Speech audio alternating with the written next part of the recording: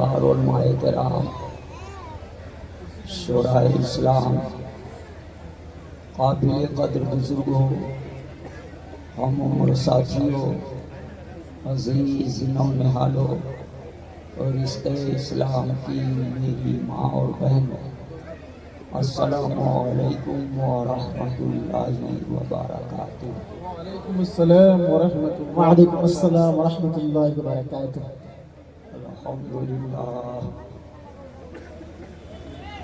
अल्हम्दुलिल्लाहि व कफा वस्सलातु वस्सलामु अला इबादिहिल लज़ीना इस्तफ़ा खुसूसन अला हबीबिही व रसूलिही सय्यदना व मौलाना मुहम्मदिन मुस्तफ़ा व अला आलिहि व अस्हाबिहि लज़ीना क़ामू बिस्सिद्क़ि वस्सफ़ा। अम्मा बाद फ़अऊज़ु बिल्लाहि मिनश शैतानिर रजीम बिस्मिल्लाहिर रहमानिर रहीम। इन्नद्दीना इंदल्लाहिल इस्लाम।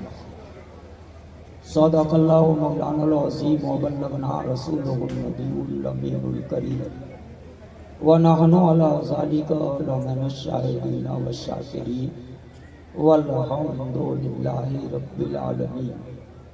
आइए अक़ीदत व मोहब्बत के साथ रसूल पाक साहिबे औलाद सल्लल्लाहु अलैहि वसल्लम की बारगाह मुअज़्ज़म में दुरूद शरीफ का नजराना बांदाज़े ग़ुलामाना पेश करें और झूम झूम कर बुलंद आवाज़ से दुरूद शरीफ पढ़ें। पढ़िए अल्लाहु रब्बुल मुहम्मदिन सल्लल्लाहु अलैहि वसल्लम नहनु इबादु मुहम्मदिन सल्लल्लाहु अलैहि वसल्लम या रसूलल्लाह असरात सल्लल्लाहु तआला अलैहि वसल्लम। आप ख्वाजा हिंद कॉन्फ्रेंस इस वक्त हाजिर हैं, इसलिए अपने मौजू से हटकर चंद अशार मैं कहते लफ्ज पेश कर रहा हूँ। दिल के कानों से समाअत करें। तजल्ली ही तजल्ली है, नजर जाती जहां तक है। तजल्ली ही तजल्ली है, नजर जाती जहां तक है। मेरे ख्वाजा तेरा जलवा कहाँ से है, कहाँ तक है। वाह वाह, क्या कहना है, सुभान अल्लाह। तजल्ली ही तजल्ली है, नजर जाती जहां तक है। मेरे ख्वाजा तेरा जलवा कहाँ से है, कहाँ तक है। अब तेरे जलवों की ताबानी का आलम है ताअल्ला। तेरे जलवों की ताबानी का आलम है ताअल्ला।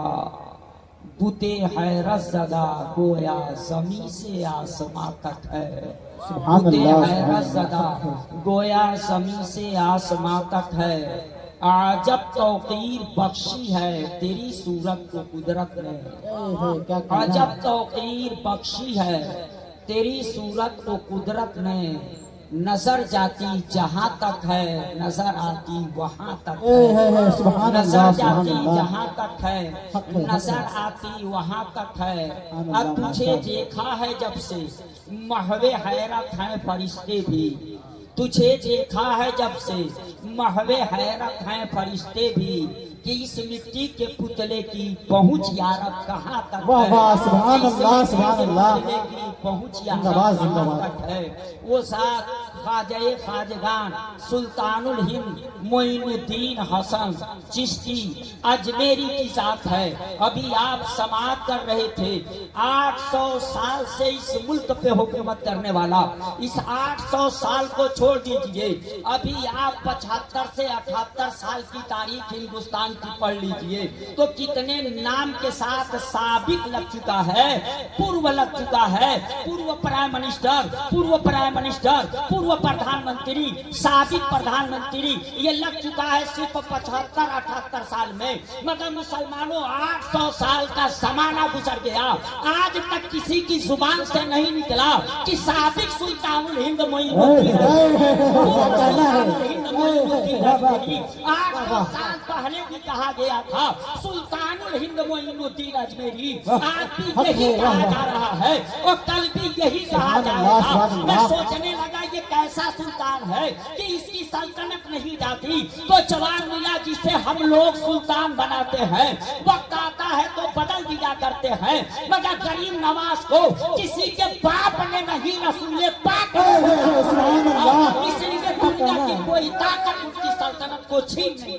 सुभान अल्लाह। नारे तकबीर, नारे रिसालत, ख्वाजा का हिंदुस्तान जिंदाबाद, ख्वाजा का हिंदुस्तान जिंदाबाद, हिंदुस्तान का सुन्नी मुसलमान जिंदाबाद। नारे तकबीर, नारे रिसालत, मौलाना कमरुद्दीन साहब किबला निजामी। सुभान अल्लाह। ये मेरा मौजू नहीं, मैं आपको बता दूं आप कि दिलो दिमाग में उतर जाए। सुल्तान कौन होता है? जो दे। बेशक आप मुझे बताइए, इतने बड़े मजमन कभी इस अजमेर वाले को दिल्ली वाले से मांगते किसी ने देखे? नहीं। क्या जुमला जरा। ये अजमेर वाला दिल्ली में मांगते नहीं नजर आया, मगर दिल्ली वाला अजमेर में मांगते नजर आया। हमारे आजाद हिंदुस्तान का कोई प्रधानमंत्री ऐसा नहीं कि वो प्राइम मिनिस्टर हो और गरीब नवाज का उर्स आए और उसकी चादर वहां न जाए। ये चादर बताती है, वो चादर भेज करके बताते हैं कि सुल्तानुल हिंद सही मानों में आप ही सुल्तान हैं। ये जो कुछ हमको मिला है ये आपकी अता से मिला है। अजमेर वाले के वहाँ ये सभी मांगते नजर आए, मगर अजमेर वाला किसी से मांगता नजर नहीं मांगता नजर आया। अजमेर वाले के वहाँ ढाका वाला भी नजर आता है, दिल्ली वाला भी नजर आता है, लाहौर वाला भी नजर आता है, लंदन वाला भी नजर आता है। सभी आते हैं गरीब नवाज के वहाँ मांगने के लिए, मगर ये गरीब नवाज किसी के वहाँ हजरात।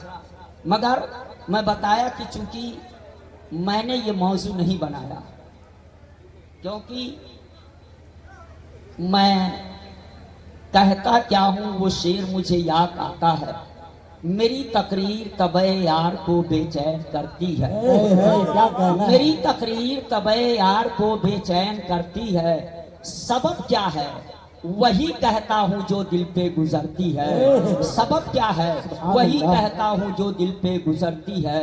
हसरात, मैंने जो मौजू बनाया है अपने मौजू से हट करके मैं नहीं जाना चाहता, थोड़ी देर आप मुझको बर्दाश्त करें। मैंने कुरान मुक़द्दस की आयत मुक़द्दसा इन्नद्दीना इंदल्लाहिल इस्लाम, lo the believed religion of God is Islam. अल्लाह के नजदीक अगर कोई दीन है तो वो दीन इस्लाम है। अब अपने मौजू के एतबार से 2-3 शेर मैं कहते लफ्ज पेश कर दूं, इरशाद आता उसे आप दिल के कानों से समाअत करें। न जुबानो रंग की बात पर, न जुबानो रंग की बात पर, न सियासतों के कयाम पर, न जुबानो रंग की बात पर,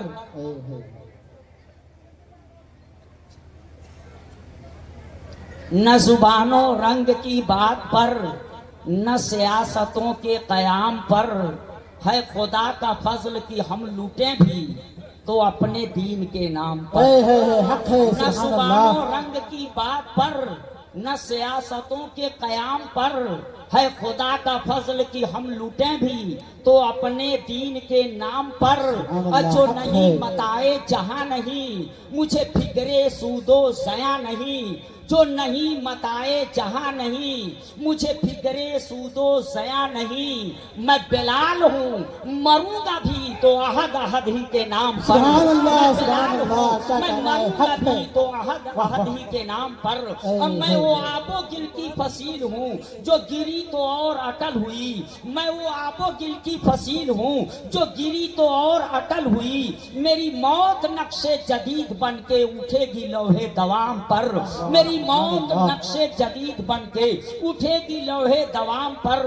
न हरम न कुद्स के ढाए से कभी मिट सकेगा खुदा का दीन, न हरम न कुद्स के ढाए से कभी मिट सकेगा खुदा का दीन, है असासे दीन मोहम्मदी बखुदा दिलों के कयाम पर, है असासे दीन मोहम्मदी बखुदा दिलों के कयाम पर। हसरात हम और आप मुसलमान हैं, हमारा और आपका मजहब मजहब इस्लाम है, बिल्कुल हक है।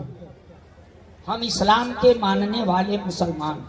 सुभान अल्लाह। मगर मैं आपसे पूछना चाहता कि दावा तो करते हैं हमारा दीन इस्लाम है, मगर कभी आपने ये जानने की कोशिश भी की कि ये इस्लाम क्या है, कैसा दीन है? मैं जब गौर किया तो पता चला इस्लाम वो मजहब है कि आज से नहीं, पहले ही दिन से इसको मिटाने की कोशिश की जा रही, पहले दिन से इसको मिटाने की कोशिश की जा रही है। मैं आज के किसी की बात नहीं करता, आप बड़ा मशहूर वाकया बात वो कहूंगा जो दिलो दिमाग में उतरे। मेरा मकसद खताबत का जादू जगाना नहीं, अपनी बात समझाना है, दिलो दिमाग को हासिल करके आप लोग सुनिए इंशाअल्लाह। मैं बड़ी आसान करके बात करूंगा ताकि सबकी समझ में आए। आप एक बड़ा मशहूर वाकया सुने होंगे कि मेरे आका हुजूर सल्लल्लाहु अलैहि वसल्लम के दुश्मन एक मर्तबा इकट्ठा हुए। जब धीरे धीरे लोग इस्लाम कबूल करने लगे तो एक दिन ऐसा आया कि इस्लाम के दुश्मन उमर के पास गए, जो उमर अभी इस्लाम नहीं लाए थे। उमर के पास गए और उमर के पास जाकर के क्या कहा था, उमर हाथ पे हाथ रख के बैठे हो, तुमको कुछ खबर है? पूछा क्या बात है? कहा 39 कलमा पढ़ने वाले हो गए हैं। 39 कितने हो गए हैं? 39 हो गए हैं कलमा पढ़ने वाले। अगर इसी तरह खामोश बैठे रहे तो देखते देखते लोग बाप दादा का दीन छोड़ देंगे और हमारे माबूदों को लोग बुरा कहने लगेंगे। इसलिए कुछ करना चाहिए, वरना इस्लाम बड़ी तेजी से फैल रहा है। आज 39 की तादाद हो गई है। इस वाक़े से आपको ज़हन में ये रख लेना चाहिए कि कभी इस्लाम के मानने वालों की तादाद पूरी रूए जमीन पर सिर्फ और सिर्फ 39 की थी। तब इस्लाम के दुश्मनों ने कोशिश की थी और इतना सुनने के बाद उमर ने अपनी तलवार निकाली थी और कहा 39 हो चुके हैं, मगर लो अब उमर की तलवार निकल गई है। देखना है 40वें नंबर पे कौन कलमा पढ़ता है और कौन इस्लाम को कबूल करता है।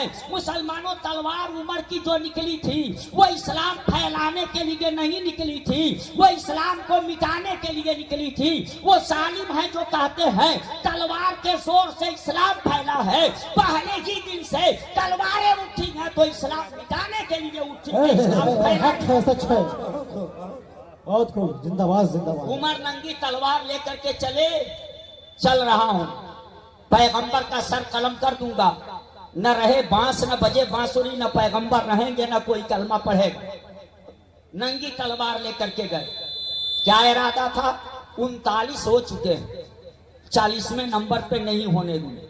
उमर को क्या पता था 40वां नंबर किसी और का नहीं, अब उमर ही का आ चुका है। सुभान अल्लाह, हक है। यही से आप जहन में ये भी रखिए, तारीख ये बताती है जो इस्लाम मिटाने की कोशिश किया है, इस्लाम उसी के सीने में उतरने का काम। सुभान अल्लाह, हक है, सच है। वाह वाह। उमर नंगी तलवार लेकर के गए, नंगी तलवार लेकर के उमर गए इस्लाम की बढ़ती ताकत को रोक देने के लिए, मगर पैगंबर के सामने गए, हाथ में कपकपी हुई, तलवार नीचे गिर गई। मेरे आका ने फरमाया उमर कैसे आना हुआ? तो उमर कहते हैं या रसूल अल्लाह अपनी गुलामी का पट्टा गर्दन में डाल दीजिए, मुझे अपना बना लीजिए। उमर सूगे नबी गए और नसर सूगे उमर गई, उमर सूगे नबी गए और नसर सूगे उमर गई। अब बड़ी निगाहे मुस्तफा तो जिंदगी संवर गई, बड़ी निगाहे मुस्तफा तो जिंदगी संवर गई। मुसलमानों अब मुबल्लिग इस्लाम बन करके आ रहे हैं, नबी की गुलामी का पट्टा गर्दन में डाल करके आ रहे हैं। मगर इससे आप ये ध्यान में रखिए, जब 39 हमारी तादाद थी उस दिन से मिटाया जा रहा है।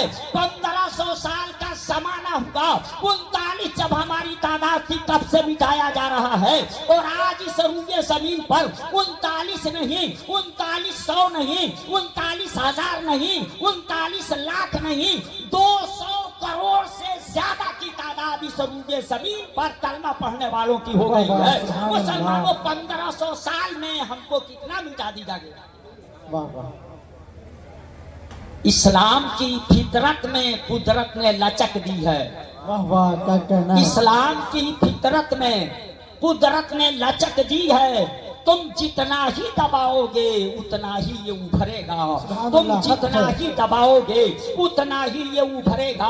मुसलमानों हर दौर में इस्लाम मिटाने की कोशिश की गई है। बड़ा मशहूर वाकया मैं पेश करूंगा जो आप लोग बारहा सुने हैं। आपने सुना है बिलाल हबशी की पीठ पे कोड़े बरसाए जाते थे, गले में रस्सी का फंदा डाल दिया जाता था, गरम रेत पे घिसेटा जाता था और उनके सीने पे वजनी पत्थर रख दिया जाता था।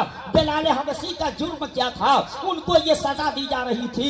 ये मुसलमानों जुर्म सिर्फ इतना था कि वो इस्लाम कबूल कर चुके थे, जुर्म सिर्फ इतना था कि पैगंबर इस्लाम से वो मोहब्बत कर रहे थे। उनके ऊपर जो ये जुल्म किया जा रहा था सिर्फ इसलिए कि बिलाल भी कलमा पढ़ना छोड़ दें, बिलाल भी इस्लाम छोड़ दें और दुनिया वाले देख लें कि जो इस्लाम कबूल करेगा उसको यही दिन देखना पड़ेगा। इसी तरह से जुल्म की चक्की में पीसा जाएगा। बिलाल के ऊपर जो जुल्म हो रहा था वो इस्लाम को रोकने के लिए हो रहा था। हजरत खुबैब को आग के अंगारों पे लेटाया गया, जिस्म की चर्बी इस तरह से पिघली कि अंगारे स्याह पड़ गए, काले पड़ गए। आखिर क्या था जुल्म हजरत खुबैब का?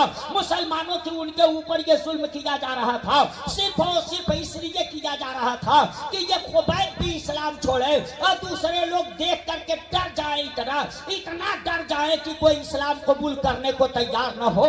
इसलिए आज डरा करके जुबानें बंद करने वालों, तुम जुबान तो बंद कर सकते हो मगर देख लो दुनिया में बड़ी हथकड़ियां बनी है।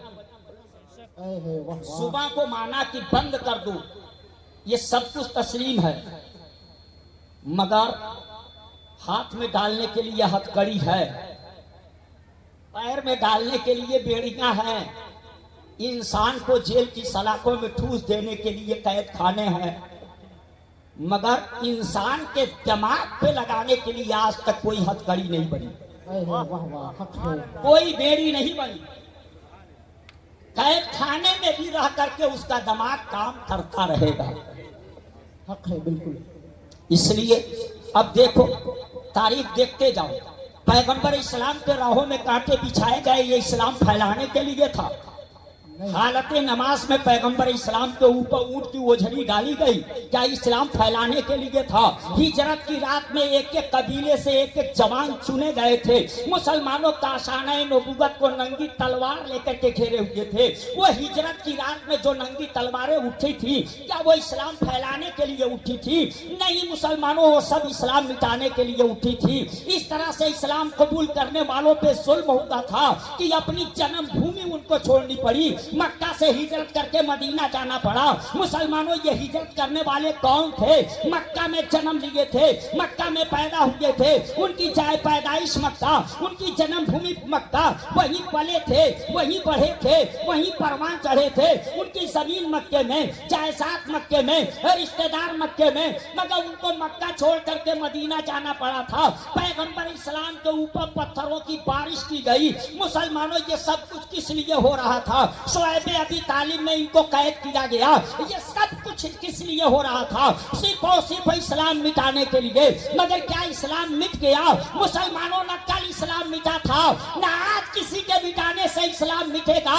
इंशाअल्लाह जो इस्लाम मिटाने की कोशिश करेगा और वो नहीं कलमा पढ़ेगा, उसकी आने वाली नस्लें कलमा पढ़ लेगी। सुभान अल्लाह, हक है, वाह वाह। देखा गया है बाप इस्लाम के खिलाफ बोल रहा है, बेटी कलमा पढ़ के इस्लाम कबूल कर रही है। सुभान अल्लाह, कितना देखा गया है बाप इस्लाम के खिलाफ बोल रहा है, बेटा कलमा पढ़ करके मुसलमान होता है।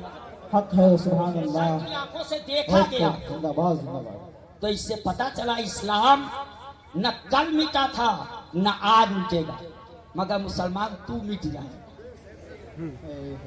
इस्लाम तो न मिटा न मिटेगा, मगर मुसलमान तू मिट जाएगा। हक है, सच है। कैसे मिटेगा? स्पेन की तारीख पढ़ ले, स्पेन की तारीख पढ़ ले। स्पेन में मिटा कि नहीं मिटा? बिल्कुल हक है। स्पेन वही मुल्क है जहां सदियों तक तेरा बोलबाला था, क्या कहना है। बावकार जिंदगी गुजारे थे, मगर स्पेन में एक भी स्पेनी आपको मुसलमान नहीं मिलेगा, हक है। नहीं मिलेगा। क्या हुआ? कुछ को जिंदा जला दिया गया, कुछ को दरियाओं में डुबो दिया गया। तारीख बताती है 8,000 बच्चों को एक मैदान में घेरा गया था। जालिम फर्डिजन के हुक्म से उन 8,000 बच्चों के ऊपर घोड़े दौड़ाए गए।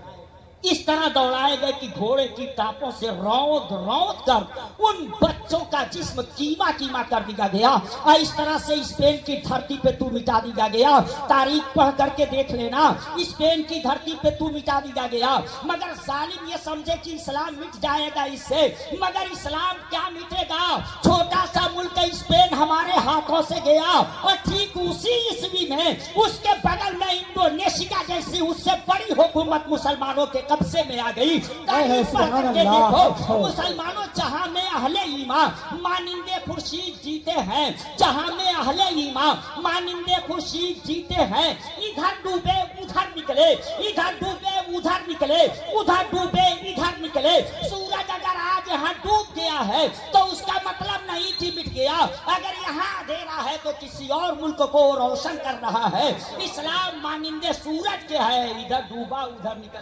नारे तकबीर, नारे तकबीर, नारे रिसालत, नारे रिसालत। मौलाना कमरुद्दीन साहब अजीजी शमशीरे फसैया, नारे तकबीर, नारे रिसालत। मगर मैं आपसे कहूंगा इस्लाम तो नहीं मिटेगा, मगर तू कैसे बचेगा? कभी सोचा कैसे बचेगा? सिर्फ मुसलमान के घर में पैदा होकर के मुसलमान। इस्लाम के माने क्या होते हैं? Islam means obedience. Obedience means to accept and to follow. वाह वाह वाह वाह, क्या कहना है। इस्लाम का माना होता है सरे तस्लीम खम कर देना। वाह वाह, जो बात समझ में आए वो मान, जो नहीं समझ में आए वो भी मान। वाह। अगर सिर्फ वही मानेगा जो तेरी समझ में आए तो तू अपनी समझ को माना कि इस्लाम को माना, तब तो तू अपनी समझ को माना। इस्लाम को कहां माने? इस्लाम के मानने वालों सिर्फ ये कह देना काफी है कि हम इस्लाम के मानने वाले हैं। नहीं, इस्लाम के मानने वालों आप देखिए, आपकी हिफाजत के लिए प्रशासन के लोग आए, सबकी निगाहें उठ गई। आए आया सब लोग उनको पहचान कैसे ली? वाह, क्या कहना, बहुत खूब। सब लोग उनको पहचान कैसे ली? अभी 75-78 साल का आजाद हिंदुस्तान, मगर हर शोबे के लोग पहचाने जाते।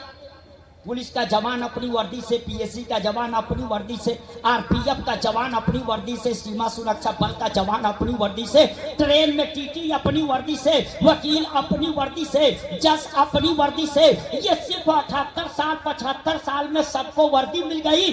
मगर मुसलमान, मैं तुझसे पूछना चाहता कि 1500 साल में क्या इस्लाम ने तुझे कोई वर्दी न दी थी? तुझे कोई बिल्ला नहीं दिया था, कोई पहचान नहीं दिया था? पैगंबर इस्लाम ने तुझे कोई पहचान नहीं दी थी? जो अपनी पहचान मिटा देता है वो धक्का खाता है। अपनी पहचान तूने मिटा दिया, जिसकी बुनियाद पे आज तुझे धक्का खाना पड़ रहा है। मुसलमानों, इसी मुल्क में मुसलमानों से कहा जाता है अपनी पहचान बचा के रखो, तो ये कहता है मौलाना साहब समाज ऐसा नहीं। कहता है समाज ऐसा नहीं है, पता नहीं ये कौन समाज देखता, कौन सा समाज देखता। इसी मुल्क में पूर्व प्राइम मिनिस्टरों की लिस्ट देखो तो मनमोहन सिंह का नाम आएगा। हक है, हक है। आएगा, आप लोग देखे होंगे। मेरा मकसद समझाना, वो पढ़े लिखे थे कि नहीं डॉक्टर मनमोहन सिंह? पढ़े लिखे थे। पढ़े लिखे ना। हिंदुस्तान के प्राइम मिनिस्टर, बड़ी ऊंची कुर्सी, और उस ऊंची कुर्सी पर बैठे। हिंदुस्तान एक जमहूरी मुल्क है, मगर जब पहुंचे तो अपनी दाढ़ी लेके, अपनी पगड़ी लेके, अपनी पहचान लेके, मैं आलम तसव्वुर में पूछा डॉक्टर मनमोहन सिंह, ये मुल्क जमहूरी है, फैसला जमहूरियत की बुनियाद पे होता है। दो लीडर लड़ते हैं, एक 999 वोट पा जाए और दूसरा 1000 वोट पा जाए, तो एक वोट की बुनियाद पे उसकी डिग्री हुई ना। 999 किसी काम का नहीं न होगा। तो ये मुल्क जमहूरी है और जमहूरी मुल्क में जमहूरियत का ख्याल किया जाता है। आप उस मुल्क के प्राइम मिनिस्टर हो, मगर बैठे हो इतनी बड़ी कुर्सी पर, मगर क्या अक्सरियत का ख्याल किया? कै % लोग पगड़ी वाले हैं, कै % लोग दाढ़ी वाले हैं। तो उन्होंने कहा जरूरत पड़ी तो ये कुर्सी छोड़ूंगा, मगर ये अपनी पहचान नहीं छोड़ूंगा। कहना चाहता, अगर डॉक्टर मनमोहन सिंह को मुसलमानों गुरु नानक ने पहचान दे रखी है, गुरु गोविंद ने पहचान दे रखी है, तो क्या मदीने के ताजदार ने तुझे पहचान नहीं दी थी? मदीने के ताजदार ने तुझे वर्दी नहीं दी थी? मेरा दावा है मुसलमानों, तुझे आधार कार्ड से न पहचाना जाए तो तू पहचान में नहीं आता। पैगंबर के दिए हुए तरीके को अपना ले। दुनिया आधार कार्ड बाद में देखेगी, तेरी सूरत देख के कहेगी नबी का दीवाना। नारे तकबीर, नारे रिसालत, नारे रिसालत, मौलाना कमरुद्दीन साहब अजीजी, नारे तकबीर, नारे रिसालत। इतनी बड़ी कुर्सी पर बैठ करके समाज नहीं देखा। ये मुसलमान चपरासी न हो सका, समाज देख रहा। क्या कहना है? चपरासी न बन सका, समाज देख रहा। बिल्कुल। कभी गौर किया, अपनी कमियों को महसूस किया? मेरा मकसद खिताबत का जादू जगाना नहीं। ये जलसे जो होते हैं ना, गरीब कौम मुस्लिम के पैसे लगते हैं। हमें अफसोस होता है जलसों को देख करके, जब पूरी पूरी रात के जलसे हो जाते, नतीजा कुछ नहीं निकलता। हमारी कौम सिर्फ मसा लेकर के रह जाती, हमारी कौम सिर्फ मसा लेकर के रह जाती। ये जलसे मजा लेने के लिए नहीं होते, आपकी कमियों को महसूस कराने के लिए। बिल्कुल हक है, सुभान अल्लाह। आप अपनी कमियों को महसूस करो। आज हमारे बाप दादा का एहसान है कि हम मुसलमान हैं, सुभान अल्लाह, हक है। मगर हालात को देख करके डर लग रहा है, क्या आने वाली नस्लें भी मुसलमान रह जाएंगी? आने वाली नस्लें भी क्या मुसलमान रह जाएंगी? पूरी दुनिया पे नजर दौड़ा करके देख। इसी तरह से कभी आसान, कभी कुरान की आयतों के खिलाफ अंगुली उठाई जाती है, कभी आसान की बात आती है, कभी निकाह का मसला आता है, कभी तलाक का मसला आता है, कभी हिजाब का मसला आता है। इन सारी चीजों को देख करके तुझे नहीं लगता अगर इसी तरह से होते रहे तो 50 साल के बाद जो हमारी नस्लें आएंगी, आया वह भी मुसलमान रह पाएंगी कि नहीं? उनको भी पता रहेगा कि नहीं रहेगा कि 24 घंटे में 5 वक्त की नमाज होती है? क्या तुझे इन सब हालात को देख करके तुझे काली घटाओं का भी न पहचानना आया? तुझे काली घटाओं का भी न पहचानना आया? नसीमन से धुआं उठता है, तुम कहते हो सावन है। नसीमन से धुआं उठता है, तुम कहते हो सावन है। अरे इन हालात को देख करके तुझे होश नहीं आया? क्या खतरे की घंटी नहीं बज गई? अगर खतरे की घंटी बज रही है तो मैं कहूंगा छोड़ दो बूढ़ों को।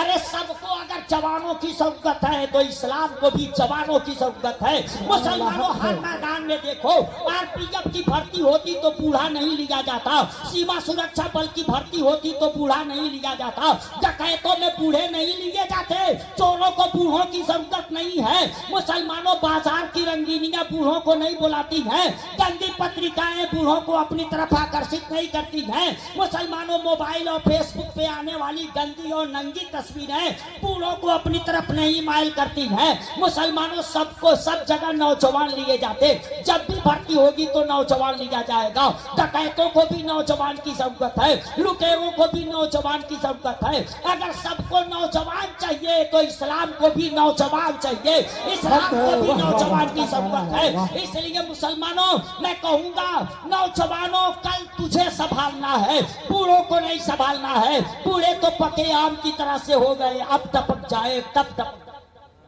मगर कल के हालात का मुकाबला तुझे करना है। कभी संजीदगी से सोचा, कभी गौर किया? सिर्फ दूसरों पे अंगुली उठाना जानते हो? दूसरों पे अंगुली उठाने से काम चलेगा?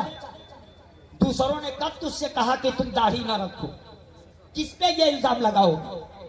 दूसरों ने कब तुझसे कहा कि तुम नमाज न पढ़ो? दूसरों ने कब तुझसे कहा कि तुम रोजा न रखो? बहुत खूब। क्या उसी दिन का इंतजार कर रहे हो कि लोग कहें कोई दाढ़ी नहीं रख सकता?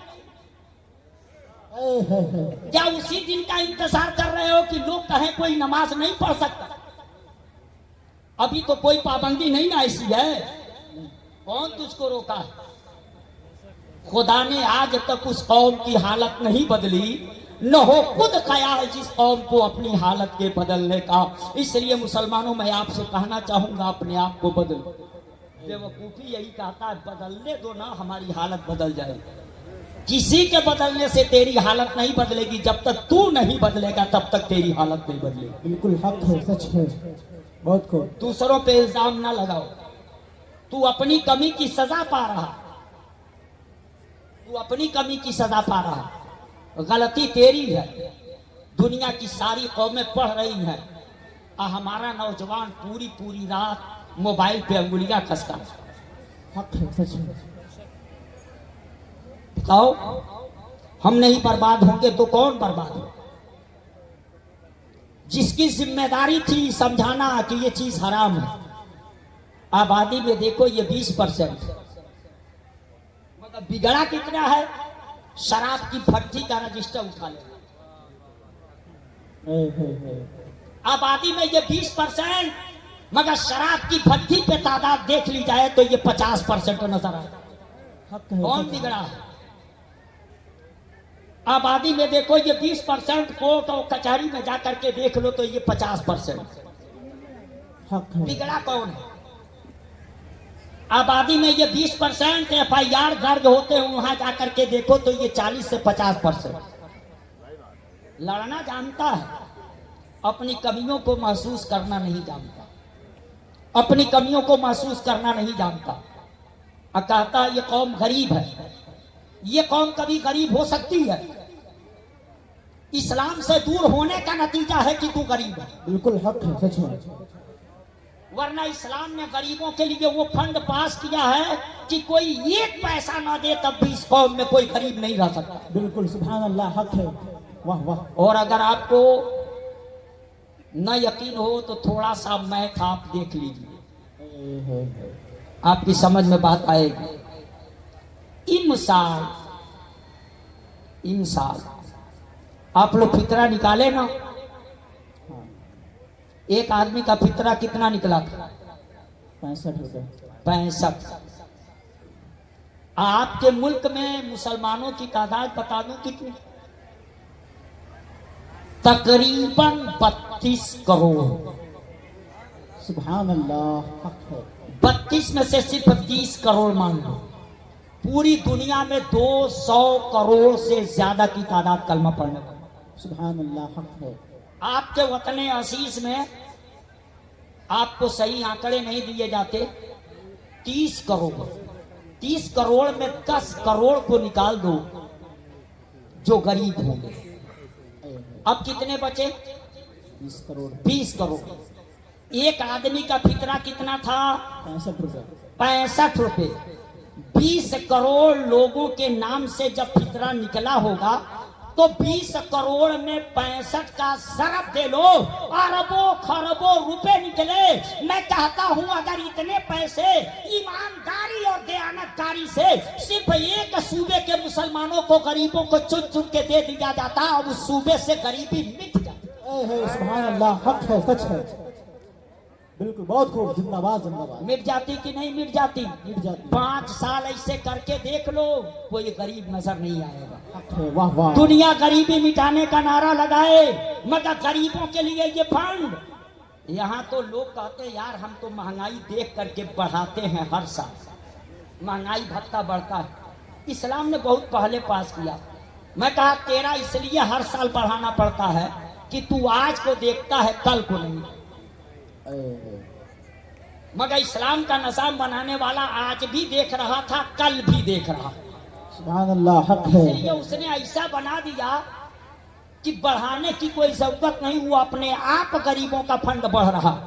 वाह वाह। जो आज 65 रुपया निकाले हो, यही 10 साल पहले कितना निकाले थे, 20 साल पहले कितना निकाले थे, 25 साल पहले कितना निकाले थे।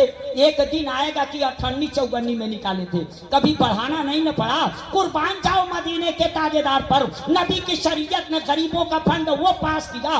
महंगाई बढ़ती रहेगी, गरीबों का फंड अपने आप बढ़ता रहेगा, कभी बढ़ाने की जरूरत नहीं पड़ेगी। ये पैगंबर इस्लाम ने ऐसा किया मुसलमानों। और सिर्फ ही नहीं, तो फितरा एक जोड़ा है, एगो फितरा, एक गो फंड मेरे आका ने थोड़ो न पास किया। मेरे आका ने पास किया, माल पैदा करो 10वां निकाल दो। वाह वाह। माल पैदा करो 20वां निकाल दो। साल गुजर जाए तो अपनी माल का 40वां निकाल दो। तो कभी 10वां निकलवाया, कभी 20वां निकलवाया, कभी 40वां निकलवाया, कभी फितरा निकलवाया, कभी चरमे कुर्बानी निकलवाया। मैं कहा इस्लाम ये निकलवाता क्यों है? तो जवाब मिला 2 फायदे हैं। एक फायदा तो ये है कि तेरे दिल में दुनिया ऐसे न घर कर ले कि तू दीन से दूर हो जाए, दौलत की मोहब्बत तुमको दीन से दूर न कर दे, इसलिए तू ये दौलत निकाला कर। और दूसरा फायदा ये होगा कि गरीबों तक ईमानदारी से पहुंचा देगा, तो तेरी कौम में कोई गरीब सिसकता नजर नहीं आएगा। बिल्कुल हक है, वाह वाह, सुभान अल्लाह। मगर मुसलमानों, हम कितना बिगड़े हैं मत पूछो। ये मैं नहीं कहता, नोट कर लो। जॉर्ज बर्नार्ड ने बहुत पहले कहा था, बहुत बड़ा लेखक गुजरा, उसने कहा था Islam is best, it is follower are worst. उसने कहा था इस्लाम सबसे बेहतर मजहब है, मगर इस्लाम के मानने वाले सबसे बुरे हैं। अपने दूसरे वर्ड में कहा था I like the Islam but hate the Muslim. मैं इस्लाम से मोहब्बत करता हूं मगर मुसलमान से नफरत करता हूं। मैंने कहा जब इस्लाम से मोहब्बत करता तो मुसलमान से नफरत क्यों? कहा इस्लाम को देखा तो भाईचारे का मजहब पाया, तो मैं कहा आई लाइक द इस्लाम। हक है। मगर इस्लाम के मानने वालों को देखा तो भाई भाई से बेजार, चटाइयां बटी हुई। जो आया था भाईचारे की तालीम देने के लिए, आज वही इंतशार का शिकार हो गया। पैगंबर ने तुझे ये भाईचारे की तालीम दी थी, अब तेरी ये वो ताकत है कि आज भी दुनिया इसी से डरती है कि ये कौम एक न होने। पता चला ये तेरी बहुत बड़ी ताकत, मगर तूने इसको बिगाड़ा ना। ये दूसरों की कमी है कि हमारी, इसलिए ये जलसे होते हैं, बड़ी मेहनत से होते हैं। आप जलसों को दिल बहलाने का जरिया ना बनाइए, दिल बहलाने का जरिया ना बनाइए। अपनी कमियों को महसूस कीजिए और यहां से जाइए तो जैसे आप मुल्क के वफादार हो वैसे मजहब के भी वफादार रहो, मुल्क का भी वफादार और मजहब का भी। मुल्क ने कानून बनाया, आधार कार्ड बनवाओ, ये करो ये करो ये करो, सब कर रहे हो ना, तो तेरा इस्लाम भी जो कह रहा है वो क्यों नहीं कर रहे? वो भी करो। अपनी मस्जिदों को अपने सजदों से आबाद करो। आओ और रब की बारगाह में सजदा रेज़ हो जाओ और कहो परवरदिगारे आलम, तुझे भूलने की सजा पाली है, अब तुझे याद करने का इनाम देखना चाहती हूँ।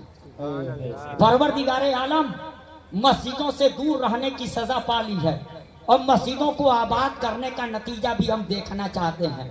परवरदिगारे आलम, दीन से दूरी का नतीजा हमने देख लिया है, मगर अब दीन के सांचे में जिंदगी ढालने का इनाम भी हम देखना चाहते।